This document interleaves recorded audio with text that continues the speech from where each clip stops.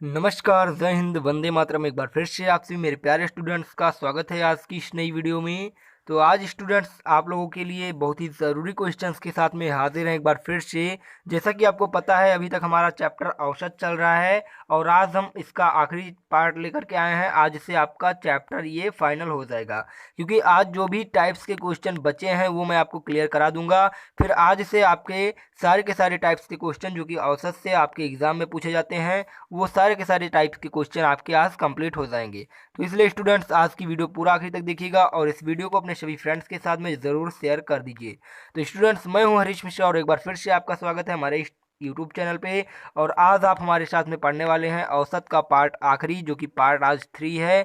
तो आज आप हमारे साथ में पार्ट 3 पढ़ने वाले हैं और आज से आपका औसत चैप्टर खत्म हो जाएगा और कल से हम एक बार फिर से नए चैप्टर की शुरुआत करेंगे।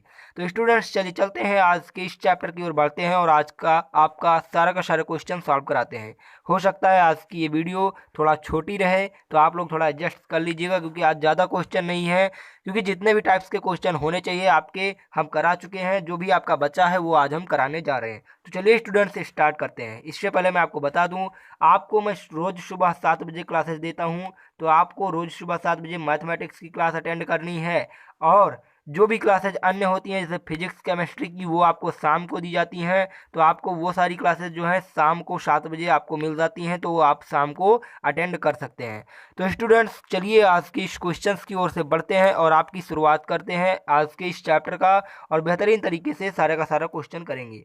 देखिए स्टूडेंट्स, मैंने कल एक क्वेश्चन पूछा था, उसमें बहुत से बच्चों का आंसर एकदम करेक्ट आया था, जिसमें एक अंकित जी का नाम है। तो अंकित जी का मैं देखता हूँ पर डे इनका जो है इनका ज़रूर आंसर रहता है उसमें। तो इनको मैं बहुत बहुत धन्यवाद दूंगा, क्योंकि ये जो है रोज़ क्लास में आते हैं और रोज़ अपना टाइम देते हैं और पढ़ते भी हैं, आंसर भी सही सही देते हैं। तो इनके लिए बहुत ही बढ़िया जो है आपको बता दिया जाए, बहुत ही अच्छे से आप पढ़ाई कर रहे हैं। God bless you.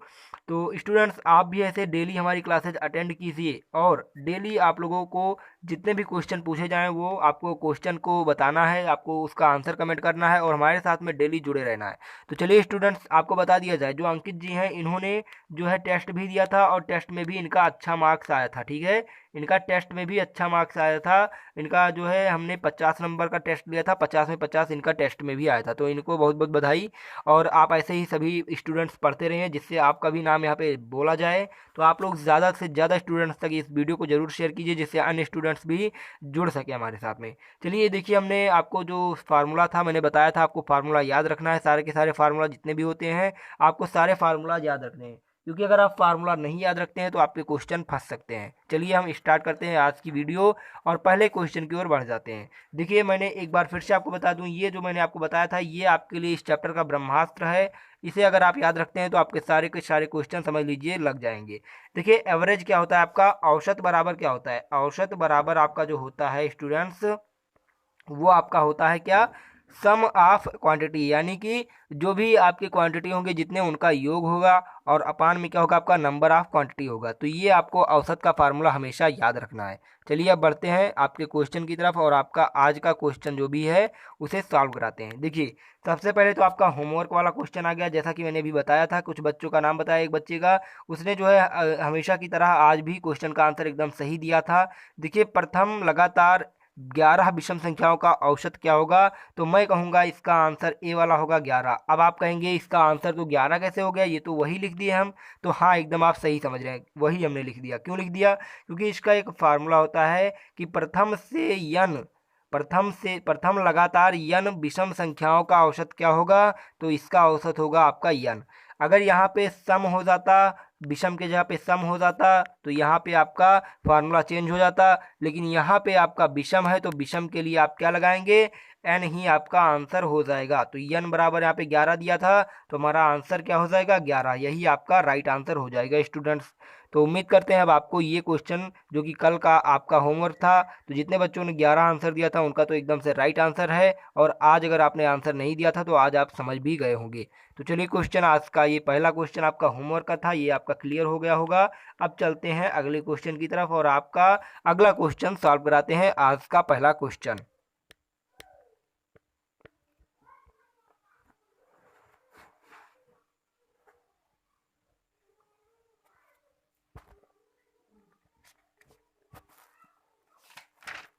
तो देखिए स्टूडेंट्स, आपका आज का पहला क्वेश्चन कौन सा है, ध्यान दीजिएगा। देखिए, प्रथम लगातार 25 पूर्ण संख्याओं का औसत। देखिए यहाँ पे यन आपका क्या दिया है, 25 दिया है। तो आपका ये फार्मूला क्या बन रहा है, प्रथम यन पूर्ण संख्याओं का औसत क्या होगा। तो प्रथम यन पूर्ण संख्याओं का औसत जो आपका होता है वो आपका क्या होता है स्टूडेंट्स, तो इसका फार्मूला आपका होता है कि याद रखिएगा, अगर कभी भी आपसे पूछ ले प्रथम लगातार यन पूर्ण संख्याओं का औसत, तो आप इसका फार्मूला लगाएंगे n-1 और बाई में 2, यानी n-1/2 आपका इसका एवरेज हो जाएगा। अगर कभी भी आपसे पूछता है कि प्रथम यन पूर्ण संख्याओं का औसत क्या होगा, तो आप इसका फार्मूला लगा देना n-1/2, यही आपका क्या हो जाएगा, औसत हो जाएगा। तो स्टूडेंट्स, आपको ये फार्मूला याद रखना है, अगर कभी भी आपको ये क्वेश्चन पूछ लेता है तो इसके लिए आप ये फार्मूला लगा देंगे। अब देखिए n बराबर हमें क्या दिया है, तो n बराबर हमें दिया है 25। जब हमें n बराबर 25 दिया है स्टूडेंट्स, तो अब हम क्या करेंगे, यहाँ पे हम n की वैल्यू रख देंगे फार्मूले में। जब हम फार्मूले में n की वैल्यू रखेंगे तो देखिए n-1 और अपान में क्या होता है, 2 होता है, तो n की वैल्यू हम क्या रखेंगे 25, और 25 - 1 अपान में 2। 25 में से जब 1 जाएगा तो आपका क्या हो जाएगा, 25 - 1 24 हो जाएगा, और अपान में 2 हो जाएगा, तो जब 2 से 2 काटेंगे, यहाँ पे काटेंगे 24, तो आपका हो जाएगा 12। तो आपका जो औसत निकल के आया, क्या निकल के आया, औसत आपके निकल के आ गया 12। तो यही आपका राइट आंसर हो जाएगा इस क्वेश्चन का। तो प्रथम लगातार 25 पूर्ण संख्याओं का औसत आपका क्या हो गया, तो औसत आपका हो गया यहाँ से 12। क्या औसत हो गया आपका, 12। देखिए ये क्वेश्चन बहुत ही आसान सा था, इसका एक फार्मूला सिंपल सा था, वही हमने आपको बता दिया, फार्मूले पे आपने इसे सॉल्व कर लिया। देखिए अगर कभी भी आप याद फिर से कर लीजिएगा, ये क्वेश्चन आपका तो है पहला, प्रथम लगातार यन पूर्ण संख्याओं का औसत अगर पूछ ले तो आपको फार्मूला लगाना है n-1 और बाई 2, यही आपका क्या होगा, इसका औसत हो जाएगा। ठीक है, तो ये आपका क्वेश्चन हो जाएगा। तो स्टूडेंट्स, उम्मीद करते हैं अब आपको ये क्वेश्चन समझ में आ गया होगा। देखिए यहाँ पे ऑप्शन नंबर बी दिया है, तो बी वाला ऑप्शन आपका क्या हो जाएगा, एकदम से राइट आंसर हो जाएगा इस क्वेश्चन का। अब उम्मीद करते हैं आपको ये क्वेश्चन समझ में आ गया होगा। देखिए मैंने कुछ टाइप्स जो है पहले ऑलरेडी बता दिए हैं, आज जो भी टाइप्स आपके बचे थे वो मैंने आपको हमको आप जो है आज बताएंगे आपको। और ये जितने भी टाइप्स के क्वेश्चन आज हम बताने वाले हैं यही आप पढ़ लीजिए, और इसके पहले जो मैंने 2 जो है पार्ट बनाए हैं वो पढ़ लीजिए, तो आपका पूरा का पूरा औसत चैप्टर फाइनल हो जाएगा। तो एक भी क्लास आप मिस मत कीजिए, आपको सारी की सारी क्लासेज अटेंड करनी है जिससे आपके अच्छे मार्क्स गेन हो सके। तो चलिए स्टूडेंट्स, चलते हैं अगले क्वेश्चन की तरफ, और अगला क्वेश्चन आसानी से जो है अच्छे से सॉल्व करते हैं। देखिए पहला चैप्टर जो है आपका क्वेश्चन फाइनली लग चुका है। अब चलते हैं अगले क्वेश्चन की तरफ। देखिए, प्रथम लगातार 10 सम संख्याओं का औसत क्या होगा। यहाँ भी आपको एक फार्मूला लगाया जाएगा। देखिए क्या दिया है, प्रथम लगातार 10 सम संख्याओं का औसत। अभी मैंने आपको क्या बताया था, पहले एक क्वेश्चन आपको देखिएगा, यहाँ पे सबसे पहला जो होमवर्क कराया था, क्या कराया था, प्रथम लगातार 11 विषम संख्याओं का औसत। यहाँ पे क्या था, यन विषम संख्याओं का औसत, तो आपने इसका क्या औसत निकाला था, यन निकाल दिया था। अब देखिए यहाँ पे हमारे में क्या आ रहा है, दोबारा क्वेश्चन देखिएगा जो अभी हमने आपको दिखाया। तो यहाँ पे आपका क्वेश्चन क्या दे रहा है कि प्रथम लगातार यन सम संख्याओं का औसत। अब आ गया सम संख्या का औसत। अब आप क्या करेंगे यहाँ से, तो प्रथम से लगातार यन सम संख्याओं का औसत क्या होता है आपका, n+1 होता है स्टूडेंट्स। ये बात आप ध्यान दीजिएगा, क्या होता है, n+1 होता है। किसका फार्मूला होता है, प्रथम लगातार यन सम संख्याओं का औसत। तो प्रथम लगातार यन सम संख्याओं का औसत आपका क्या होता है, n+1। तो n+1 आपका लगा देना इस फार्मूले, इस क्वेश्चन में आपको इसका फार्मूला लगा देना है। देखिएगा यहाँ से n बराबर हमें क्या दिया है, n बराबर हमें क्या दिया है, n बराबर हमें दिया है 10। तो n की वैल्यू जब हमें 10 मिल चुकी है, तो अब इसका हम फार्मूला लगाते हैं। प्रथम लगातार n सम संख्याओं का औसत क्या होता है, n+1 होता है। तो यहाँ से आप जब n की वैल्यू 10 रखेंगे तो 10 + 1 बराबर आपका क्या आ जाएगा, 11 आ जाएगा, जो कि इसका राइट आंसर होगा स्टूडेंट्स। तो अब आपको ये क्वेश्चन समझ में आ गया होगा, इसका आंसर आपको क्या मिल गया, 11 मिल गया। तो 11 इस क्वेश्चन का राइट आंसर हो जाएगा। स्टूडेंट्स देखिए, आपका ये जो क्वेश्चन था बहुत ही आसान सा था, मैंने आपको पहले ही बता दिया है। जितने भी आपको फार्मूला दिया गया है, जितने भी फार्मूले आपको बताए गए हैं स्टूडेंट्स, देखिएगा जितने भी आपको सूत्र बताए गए हैं सारे के सारे सूत्र आप जरूर याद कर लीजिएगा औसत से, क्योंकि औसत बहुत ही इंपॉर्टेंट चैप्टर है और आपसे यहाँ से फार्मूला बेस्ड क्वेश्चन पूछा ही जाता है। तो आप लोग ज़रूर से इस जो है फार्मूले को याद कर लीजिएगा, इससे आपके क्वेश्चन जरूर फंसने वाले हैं। तो आप लोग को जितना क्वेश्चन बताया गया है, जितना आपको फार्मूला क्वेश्चन में बताया गया है, सारे के सारे क्वेश्चन, सारे के टाइप के क्वेश्चन आपको याद करने हैं, फार्मूले आपको याद करने हैं और क्वेश्चन सारे के सारे सॉल्व करने हैं। तो देखिए यहाँ पे आपका ये क्वेश्चन लग चुका है, इसका आंसर आपका क्या आ गया, n+1 आ गया। तो n+1 क्या, 11 आपका इसका राइट आंसर हो जाएगा।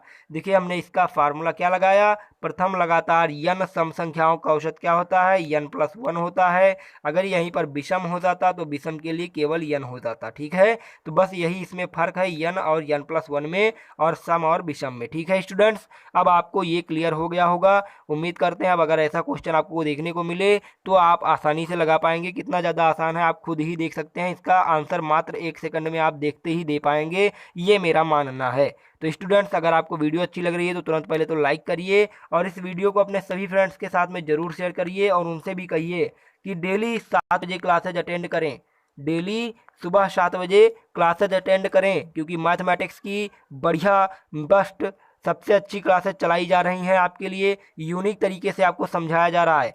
आप हमें कमेंट में बताइएगा कि क्या आपको समझ में आ रहा है क्वेश्चन या नहीं आ रहा है। अगर आपको कोई प्रॉब्लम हो रही है तो हमें कमेंट में ज़रूर बताया कीजिए, जिससे हम आपकी सहायता कर सकें, आपको अच्छे से समझाने का प्रयास कर सकें स्टूडेंट्स। तो ये क्वेश्चन आपका क्या हुआ, सॉल्व हो चुका है। चलिए बढ़ जाते हैं अगले क्वेश्चन की तरफ। तो मैंने आपको ऑलरेडी बता दिया है कि जितने भी आपको इसमें क्वेश्चन पूछे जाएंगे, कहाँ से पूछे जाएंगे, सूत्र पर डिपेंड होंगे। सारे के सारे क्वेश्चन आपको सूत्र पे डिपेंड होंगे। देखिए ये जो अगला क्वेश्चन आपको मिल रहा है ये भी फार्मूले पे है। क्या लिया दिया आपका, देखिए 1 square, 2 square, 3 square, 4 square, 5 square, अर्थात लगातार 5 तक की प्राकृतिक संख्याओं के वर्गों का औसत। आपको एक बात ध्यान देना है, यहाँ पे तक आ जाता है और यहाँ पे लगातार तक आ जाता है और कभी कभी लगातार तक नहीं आता है। तो तक और आपका जो लगातार होता है इसमें आपको याद रखना है कि क्या होगा, ठीक है। तो ये बातें आपको ध्यान देना है। लगातार तक अगर दिया होगा, तक का मतलब क्या हुआ, 5 तक है तो 1 से लेकर के 5 तक। अगर लगातार 5 कह रहा है तो लगातार 5 2 से लेकर के 5 यानी 7 तक भी हो सकता है। तो ये लगातार 5 हुआ और ये 5 तक हुआ, ठीक है।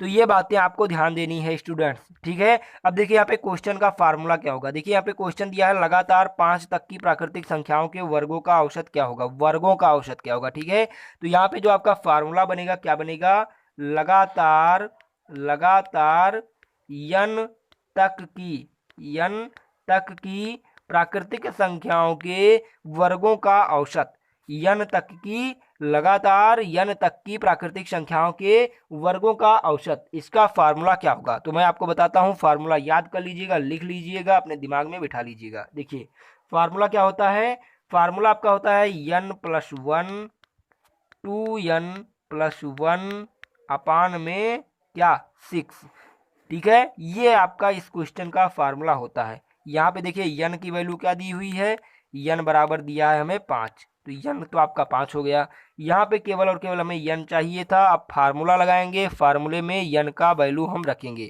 तो चलिए फार्मूले में n की वैल्यू रखते हैं। देखिए n+1 था तो n+1, पहले एक बार फिर से फार्मूला लिखते हैं, देखिएगा 2n+1 और अपान में क्या 6। अब देखिए जब फार्मूला रखेंगे तो 5+1 हो जाएगा, फिर यहाँ पे आपका हो जाएगा 2 × 5+1 हो जाएगा और फिर यहाँ पे आपका क्या हो जाएगा अपान में 6।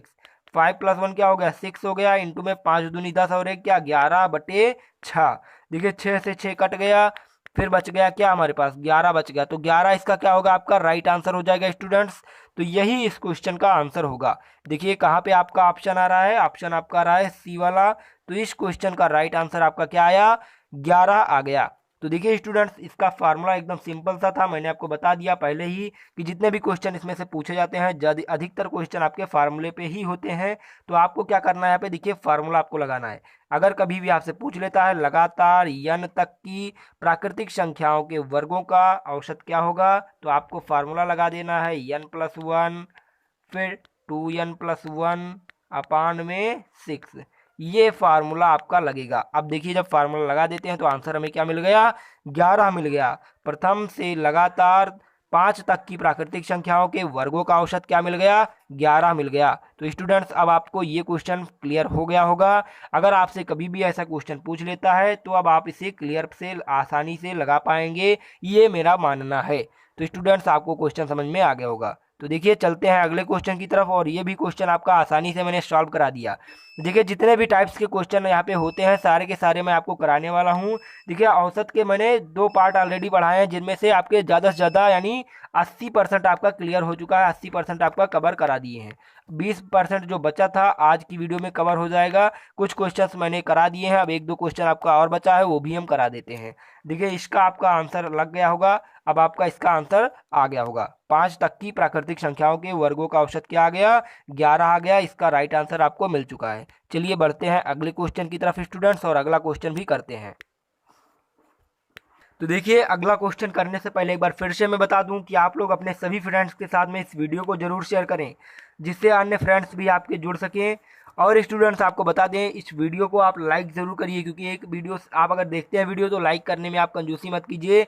एक लाइक करने से थोड़ा हमें मोटिवेशन मिलता है कि हमारे स्टूडेंट्स हमारे साथ हमें जुड़े हैं और हमारी वीडियोज़ को पसंद कर रहे हैं, तो हमें पढ़ाने में भी अच्छा लगता है। तो आप लोग लाइक ज़रूर करिएगा और अपने सभी फ्रेंड्स के साथ में ज़रूर शेयर करिएगा। एक बात आपसे और मैं बताना चाहूँगा कि आप लोग नोट्स ज़रूर तैयार कीजिए, क्योंकि एग्ज़ाम के टाइम्स में आपके नोट्स बहुत ज़्यादा इंपॉर्टेंट होते हैं। नोट्स अगर आप तैयार करते हैं तो नोट्स का फ़ायदा ये होता है कि आपको याद रहता है कि हमने क्या क्या पढ़ा है, नोट्स में क्या क्या हमने लिखा है, और आप एक बार देखेंगे तो आपका नोट्स से आपका क्लियर हो जाएगा। तो इसलिए नोट्स ज़रूर तैयार कर लीजिए।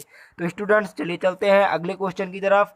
आप लोगों को जितना भी बातें बताई जाती हैं आप लोग करते रहिए, हमारे साथ में पढ़ते रहिए। आपका 100% श्योर है अच्छा कॉलेज मिलेगा, गवर्नमेंट कॉलेज आपको मिलेगा। ठीक है स्टूडेंट्स, तो चलिए बढ़ते हैं अगले क्वेश्चन की तरफ और अगला क्वेश्चन करते हैं।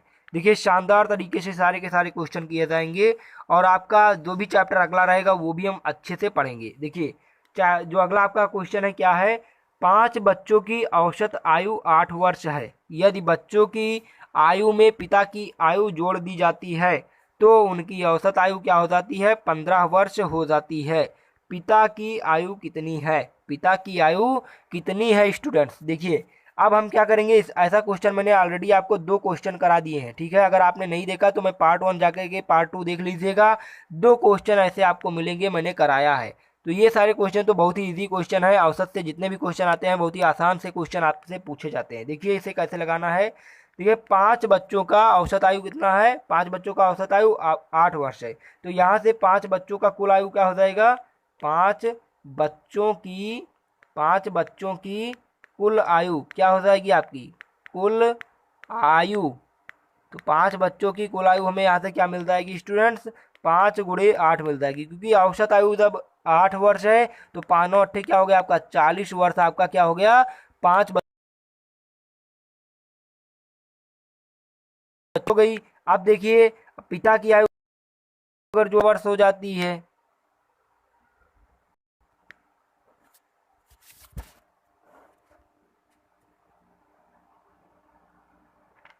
पिता की आयु जब जोड़ते हैं तो उनकी औसत आयु क्या हो जाती है, 15 वर्ष। तो देखिए जब 5 बच्चों की हमने निकाल ली, अब आप ये नोट कर लीजिएगा। ठीक है, 40 वर्ष आ गया 5 बच्चों का कुल आयु। अब देखिए जब पिता की भी जोड़ देते हैं तो 5 बच्चे हो गए और पिता कामा पिता की औसत आयु क्या है, औसत आयु क्या आ गई, 15 वर्ष। ठीक है, तो जब औसत आयु क्या आई, 15 वर्ष आ गई, आप लिख लीजिएगा अच्छे से, 15 वर्ष आ गई। तो अब हम 5 बच्चे और एक जो है पिता की कुल आयु निकालेंगे। ठीक है, तो 5 बच्चे हो गए और पिता की कुल आयु। ठीक है, कुल आयु क्या हो जाएगी स्टूडेंट्स, तो कुल आयु आपकी क्या हो जाएगी, यहाँ से देखिएगा कुल आयु हो जाएगी 5 और 1 क्या हो गए, 5 बच्चे हो गए और एक पिता, 6 लोग हो गए। तो 6 गुणे 15 हो जाएगा। तो 15 छक्का क्या हुआ 90। तो 90 वर्ष आपका हो गया यहाँ से। जब देखिए 5 बच्चों और 6 एक पिता, 6 लोग हो गए, तो 6 लोगों की कुल आयु क्या आ गई आपकी, 90 वर्ष आ चुकी है। तो यहाँ से आपको याद रखना है आपका 15 जो 6 लोगों का क्या हुआ 90 वर्ष, और हमने क्या निकाला था, 5 बच्चों की आयु क्या निकाल ली थी, 5 बच्चों की आपकी आयु क्या निकाल ली थी, हमने ऑलरेडी पहले निकाल ली थी 40 वर्ष। ठीक है, और पिता की भी अगर मिला लेते हैं, 5 बच्चे और एक पिता, सबकी मिला करके कितना हुआ था 90 वर्ष। अब हम जब पिता की आयु हमें निकालना है, देखिएगा क्वेश्चन, देखिएगा एक बार क्वेश्चन में क्या पिता की आयु कितनी है, तो पिता की आयु निकालने के लिए हम क्या करेंगे, 6 लोगों की आयु 90 वर्ष है, 5 लोगों की आयु 40 वर्ष है, तो 6 में से घटा देंगे तो पिता की आयु आपकी क्या आ जाएगी यहाँ से, की आयु पिता की आयु बराबर क्या हो जाएगी स्टूडेंट्स, 90 माइनस 40। तो पिता की आयु बराबर देखिएगा, पिता की आयु बराबर 90 माइनस 40 यानी कितना आ गया, 50 वर्ष आपका आ गया। तो यहाँ से देखिए ऐसे क्वेश्चन आप सॉल्व कर सकते हैं। पिता की आयु हमारे हमारे क्या मिल चुकी है, 50 वर्ष मिल चुकी है। तो यहाँ से आपका आंसर क्या हो गया, 50 वर्ष आपका आंसर हो गया। देखिएगा कहाँ पे है, ए वाला ऑप्शन है, तो ए वाला ऑप्शन आपका क्या हो जाएगा स्टूडेंट्स, राइट आंसर आपका हो जाएगा। तो उम्मीद करते हैं आपको ये क्वेश्चन भी समझ में आ गया होगा। स्टूडेंट्स अगर आपको ये क्वेश्चन समझ में आया तो वीडियो को लाइक करिए और अपने सभी फ्रेंड्स के साथ में शेयर करिए। देखिए अगला चैप्टर आपका जो स्टार्ट करने वाले हैं बेहतरीन तरीके से, वो भी चैप्टर आपका फाइनल करेंगे। तो ये चैप्टर आज से आपका फाइनल हो गया है। और आज का जो होमवर्क है आपका देखिएगा, नोट कर लीजिए। होमवर्क आपको करके क्वेश्चन हमें कमेंट में आंसर इसका बताना है। 10 मेजों तथा 5 कुर्सियों का को 2000 रुपये में खरीदा गया। यदि एक कुर्सी का औसत मूल्य 120 रुपया हो तो एक मेज का औसत मूल्य क्या होगा। आप इसका आंसर हमें कमेंट में बताइएगा। देखते हैं कितने बच्चों का आंसर कमेंट में सही सही आता है। तो स्टूडेंट का औसत चैप्टर फाइनल होता है और कल हम पढ़ाएंगे आपका अगला चैप्टर। तो हमारे साथ में रेगुलर जुड़े रहिएगा। सुबह 7 बजे की क्लासेज आपको मैथमेटिक्स की दी जाती है, मैंने बार बार आपसे बताया है। तो आप लोगों को एक भी क्लास मिस नहीं करनी है, डेली आपको क्लासेज लेनी है। तो स्टूडेंट्स हंसते रहिए, मुस्कुराते रहिए, लेकिन पढ़ते ज़रूर रहिए और रेगुलर हमारे साथ में जुड़े रहिएगा। धन्यवाद।